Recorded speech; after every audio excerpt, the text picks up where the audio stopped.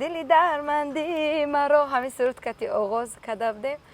گفت که تو تالنت خوب داری، استعداد داری، من قطعی دستگیری میکنم. من راضیم که با اپای من اینجا برگردند به صحنه با همین ایمیجی زیبای خود را دوام دیم. یاری رفته باز آمدی بیای سلامت، قلبی مرا جا شده ای ندارم از تو شکایت. مهران بانو میگویند که شما با سبک و اسلوب فرهناز شرف و تقلید میکنید. توجه میدونید مرگ مادر سخت‌ترین فاجعه در حیات شخصی شما بود. چون مادرای میسوزی تو اونه که در قید حیات هستی در حقش میسوزی. میگن این با فلان باید دوزی فلان به مدون خیلی گپای زیاد میشه. بچه بندری تو مال منی، میمیرم به کسی لبخند بزنی. مهرانه شوهر میکند یا که شوهر کرده است؟ راست است که جعفر سویروف بعدی سرودی میسوزم چوشم شما رو به سود داده است و این سود بله. انا خسته. ای بچه تو حالا هم میشنی بازی کرده و برای بلیتو گیروخی برای بلیتگیری زیخ شدی. باز یک کس توصیه میتونم که فرق نداره شما در کجایین در چیکار باره که هستین هستین میتونین که 24 ساعت در واتساپش بنویسین شخصی باوری نکنه بلیتوش هم به نرخ ارزانه هم سکیت که داره خودی حاضر همین رقمای روی اکران در بنویسین با تمام دولت‌هایی که سفر دارید در 5 دقیقه میتونین که بلیت خودتون رو بگیرین. یعنی در همین جای نشست ما بلیت خود از سود کردن میتوانیم. بله 100%. فقط همین رقمایی که واتساپ هم مراجعه میکنین خلاص. رحمت برات. بچه بندری تو مال منی، میمیرم به کسی لبخند بزنی. بچه بندری تو مال منی، میمیرم به کسی لبخند بزنی. بیا که دلم برایت عاشق شده، تنها و درویت با جانم زده. میروی گاه من تو قر میکنی، حالا تو مگر شنیده حرفی بده؟ آره شنیده حرفی بده. بچه بندری واقعا این سرود توانست که غلغله افکند میان جوانان. در توپی انامین اینستاگرام، یوتیوب، فیسبوک، تیک توک فقط سرودی مهرانه خیردین دور میزند. از آن که این سرود شهرت این آوازخوان را دهچند بلند برداشت، ما اولین شده خواستیم که مهرانه خیردین مهمانی برنامه روبرو گردد. بیایید یک جای همراه تماشابینان کانال مهرو پرو مهرانه خیردین رو با برنامه روبرو خوش آمدید میگیم. خوش آمدید دوستی عزیز. تشکر خیرستم. خوبه؟ سلامتی ها خوب است؟ رحمت جان. میگن اگر تب بریده باشد همه وقت زندگی خوب میگذره. درست. خوبه؟ نغزت کارکتون خوب؟ رحمت جان. نگفته نماند که مهرانه خیردین در 2 ساله اخیر توانست که با کلیپ های رنگ و برنگش در دل جوانان و پیران نوا یابد. مهرانه بانو اولین سوالی ما همین است که مردم نمیدونن که شما زاده کجایید و در چی گونه اویله به دنیا آمدید. عموما از حیات شخصی خود میخواستم که قصه کنید. کجا رو تحصیل کردید؟ تشکر خیرستم. من از ناحیه ورزاب هستم. در اویله صاحب کار پدرم خیردین به دنیا آمدم. پدر آوازخوان نبودن؟ نه پدرم نه که آوازخوان نبودن، در خانه کم کم سرودخوانی میکردن. آواز خیلی هم فارام داشتن پدرم. من از خودی دوست که میداشتم دایم پدرم میگفتم پدر جا من کلام میشم صنعتکار میشم. پدرم مرا دستگیری کردم. با دستگیری پدرم به دانشگاه داخل شدم. کدام دانشگاه رو خوندید؟ دانشگاه صنعت، اینستیتوت صنعت در خوندم تمام کردم. فرزندان پدر زید نبودند که شما آوازخوان نشوید؟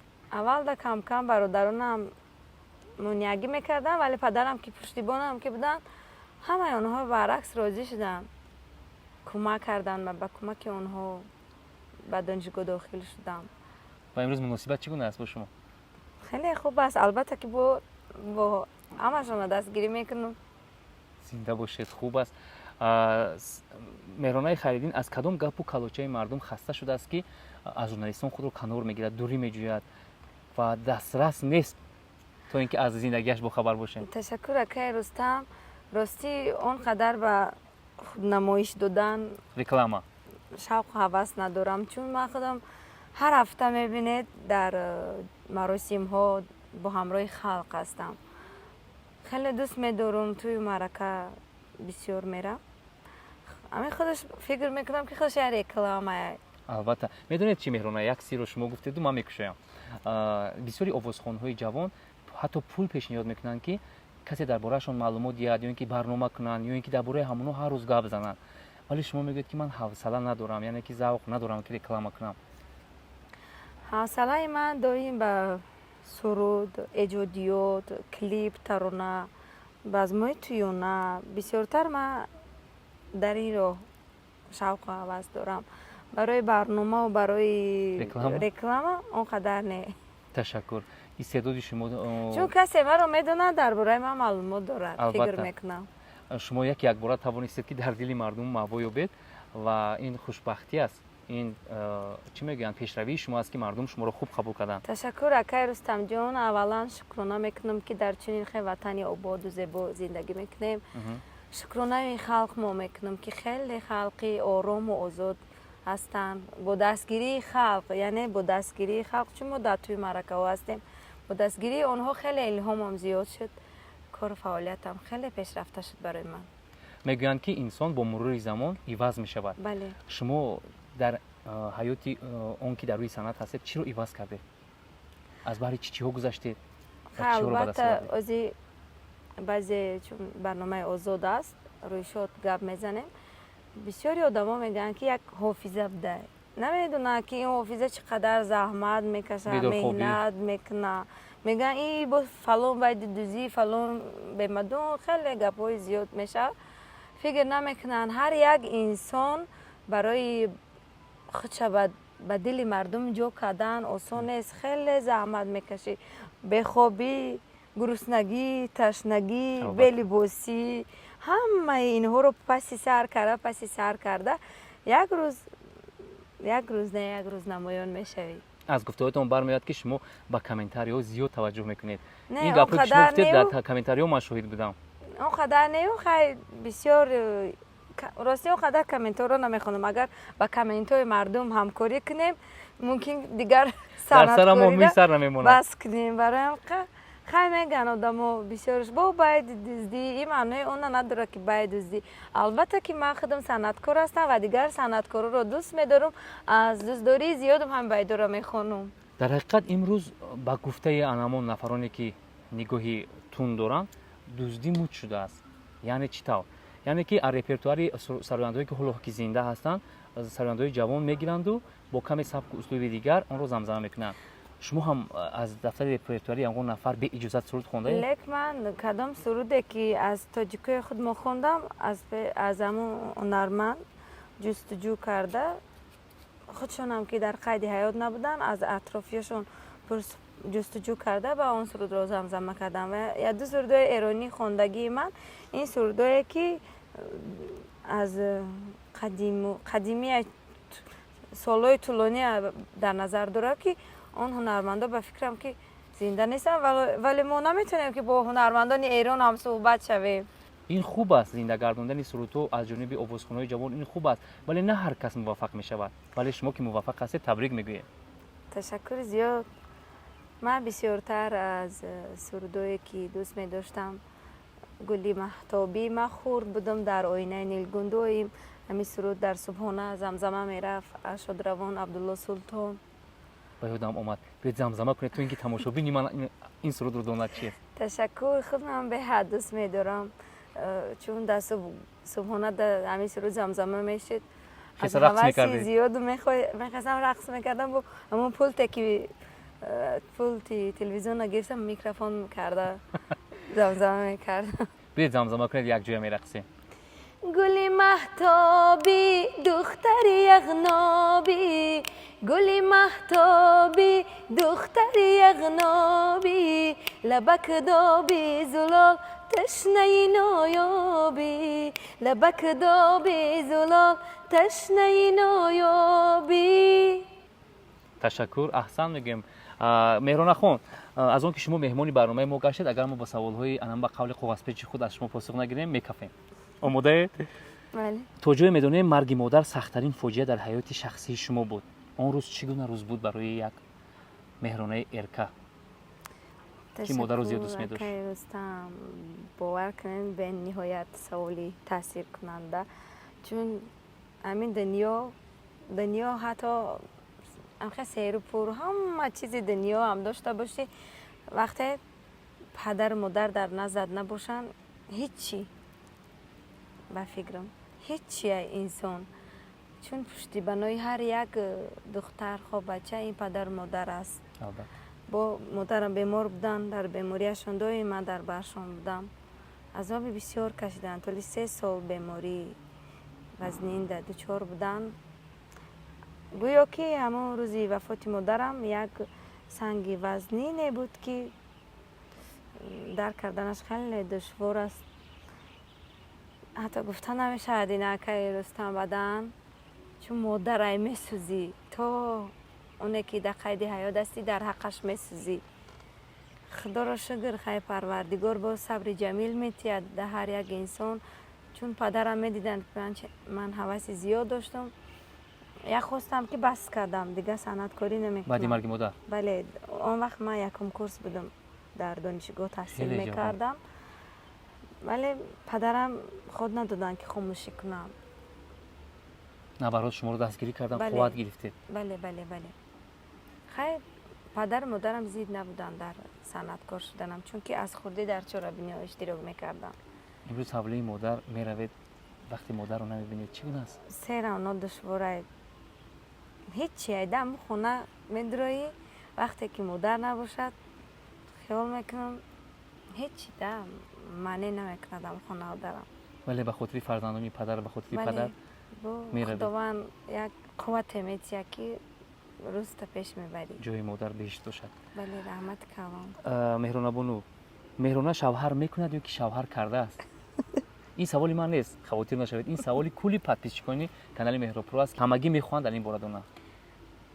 نه حالی شوهر ندارم، چون کارهای ایجادی هم خیلی هم زیاد است، توی محفل ها و بانکت ها خیلی هم زیادن. حالا برای خود فرصت جدا نکرده است که شوهر کند. وقت ساعت اومد حتما به شوهر میبرم، همه پادپیچکام فایده نکنم. تشکر مهرانه خان. مهرانه بانو میگویند که شما به سبک و اسلوب فرهناز شرف و تقلید میکنید. نه وقتی که من در دانشگاه میخوندم فرهناز شرف نبودم فکر میکنم. یعنی شما از زمانی که خیلی جوان بودید، حالا بله. طلبه مکتب بودید که شوق هوس داشتید؟ فرهناز دختری خوب بهترین استیلی خچه داره، دختری خاکساره، نه که من به وی تقلید نکردم.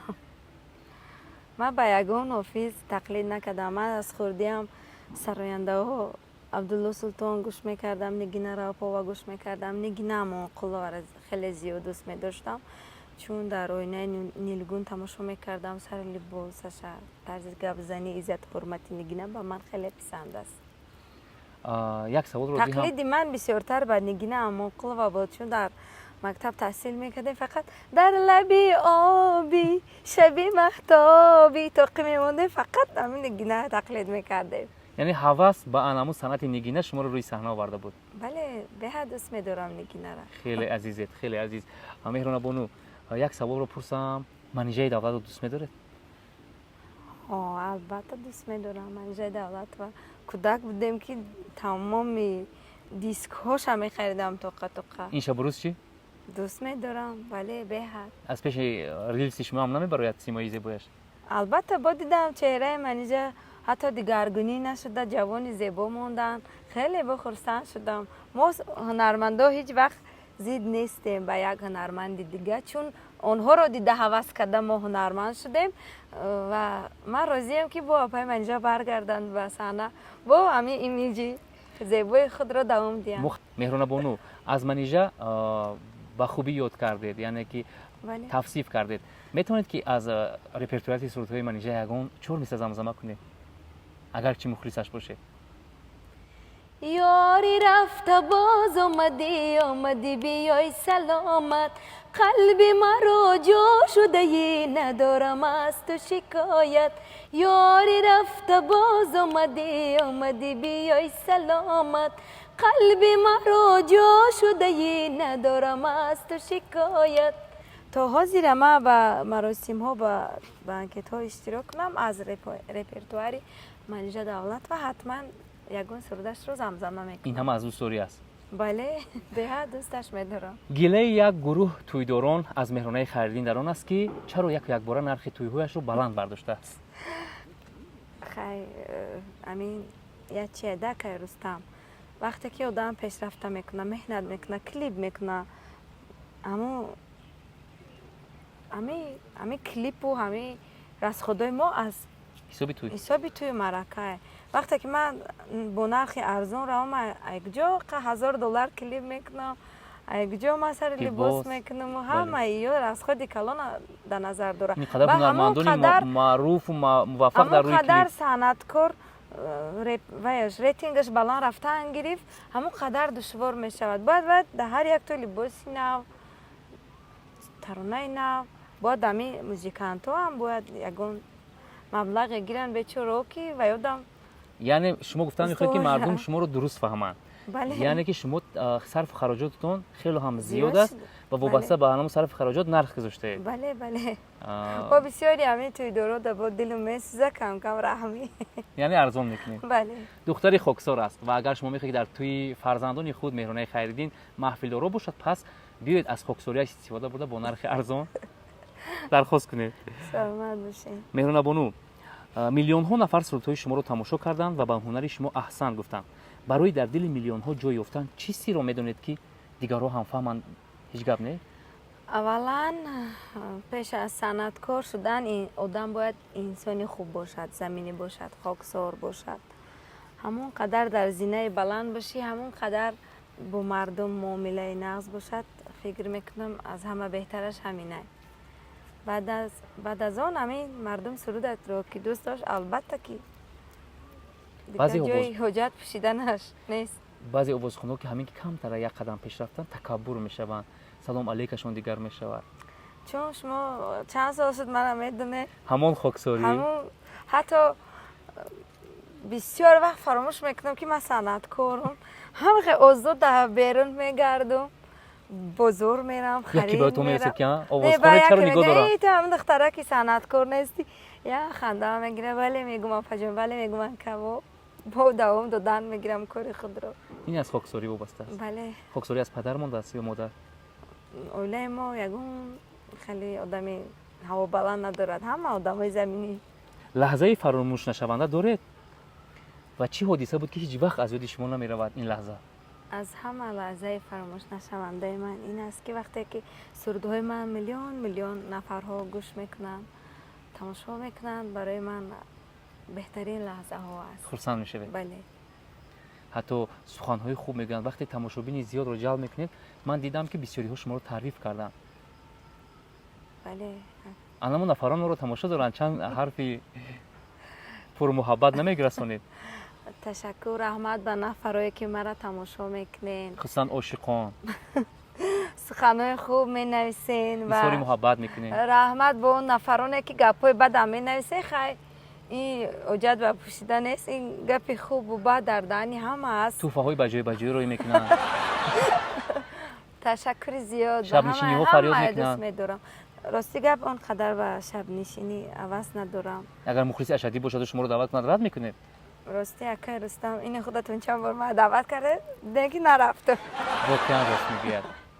همین که ساعت 18 اصول شد، مهرانه خیرالدین رو نمیابی، چون که او در خانه‌اش و برای خود همه خیلی قدری من اون قدر دوست نمیدارن که من دختری خیلی آزاد گردک باشم و چی باشم. شب دیر به خانه آیم. من توی مرکه میرم، من کجای میرم، به زکاس میرم، با ابرادنا همراه اویلا زندگی میکنم، پدرم همراه اپاهایم، همراه خیش توانم.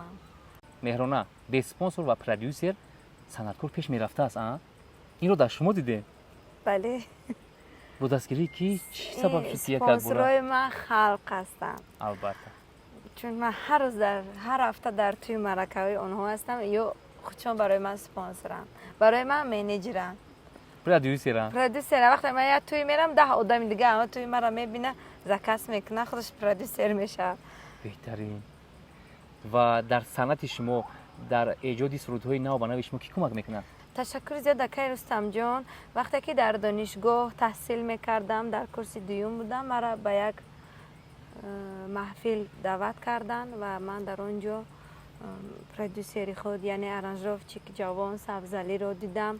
دید که تالنت دارم، ولی در اون توی من فنگرام خوانده بودم و گفت که زنده خوندن نمیتونی تو. من ترسیدم، دستم لرزه گرفت، گفتم اکا میتونم، اونه که میترسم.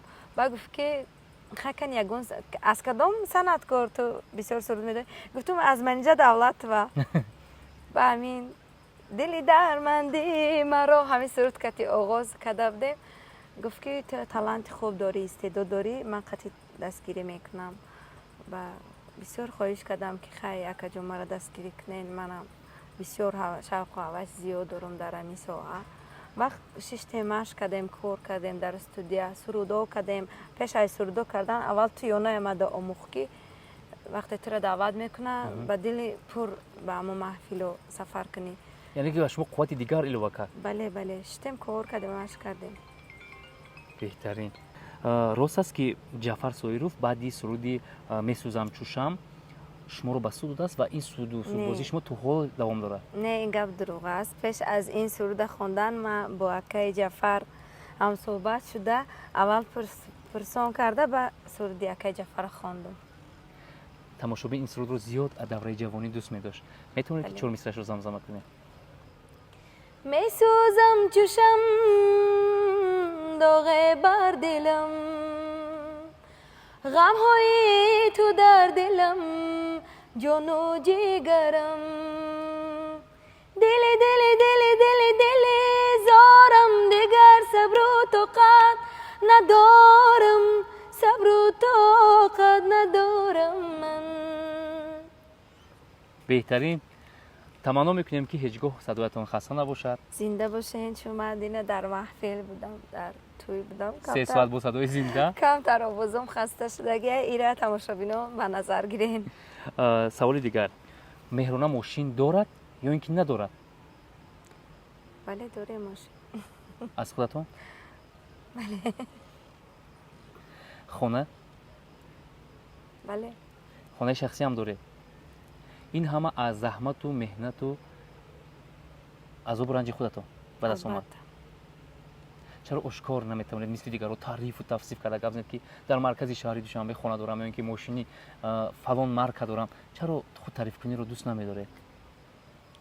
ما از اول خیلی تربیت نیافتیم. ما دخترانی کوهی بلندیم و ما نمیزیبد تعریف. بله دوست نمیدارم. مهرانه بانو، شما به یک منطقه زود مهمان میشوید. الکی پای برده کدام منطقه؟ چی سر دارد؟ چی سبب است؟ در اونجا چی افتید؟ چی گنج و چی طلا و چی بریلیانت در اونجا است که شما رو به سوی خود کشیده میبره؟ تشکر زیاد. البته چون در شبکه اجتماعی سایت اینستاگرام من میبینین که من هر هفته پشتی در عینی ام. بله نوحیه عینی. بله. یگان جای پوشیده نیست، چون به ما و شما معلومه که مردمی عینی چقدر مردمی بسواد هستند، سند دوست هستند، سند دوست دار هستند، فنگرامه و ژوی خوندن به حد فرق میکنن. چون در محفلشون اشتراک میکنم 3 ساعت با اونقدر و یا دوست نمیدارن که برنده بسیار گپ زند. برنده از 5 دقیقه زیاد گپ نمیزنه. جای من بوده است. داشته جای شما. اونقدر دوست نمیدارم. من دلی آنها رو خیلی میای با سرودای زرفشانی به حد دوست میدارم. من خونده میتونم، چون همین سال همه تویای من قریب در اما عینی گذشت. من از مردمی عینی گله دارم. سبب میدونید چی است؟ مهرانه خیردین یک صبح زنگ زد که رستم آماده شو، 3 تا توی پدریت یعنی که در نوع عینی صورت میگیرد و تو باید روی اونجا باشی. خرسند شدم، گپمون پخت و خواهش کردن که زلاقت رو حتما میفرستیم. بعد از 2 ساعت پس معلوم میشود که مردم عینی میگن که رستم از این به ما لازم نیست و ما دختر باشد بیاد. بله. من از شما گله دارم. چون من اون سال اشتراک میکردم در تویای اونها، مراسمای اونها. برنده من پستانی دختر که بود، اما وید عادت کرده بودن ویو. مهرانه بانو، در شبکه یوتیوب سرودهایی که به شکل تویانه پیشنهاد میشوند خوب تماشابین ندارند و مردم نه آنقدر خوب گوش میکنند یا اینکه قبول میکنند. ولی سرودی تویانه شما که دندانه کم در میکند به همین روان میگردد، پیشکش گردید و میلیون نفران الکی تویانه شما رو با همون دقیقه های زیادش تماشا کردند. بیاید اطراف این گپ زنیم. چگونه توانستید که با یک تویانه باز مردم رو شاد کنید و صف تویهای خود را زیاد گردانید؟ تشکر زیاد، چون این سرودها رو من خیلی زیاد دوست می‌داشتم و این سرودها عمری دراز دارن. در تویانه‌های دوره‌های پیش می‌خوندن مردم. ویبر کرده انتخاب کردم با یاردمی سبزعلی، ارنجروف کارش اون کس تیار کردن. ما گرفتیم خواندیم راستی اونقدر باور نداشتم که میلیون ها پرسمات رو میگیرد. نه که از خوندنش از اودش که بر اومدم برای من خیلی کمیابی رو کرد به دست آورد. مهرانه چی میشود که 4 مصرع از همین سرود تویانه خود زمزمه کنید توی که دیگران نفرانی که تماشا نکردن باز داخل شوند تماشا کنند؟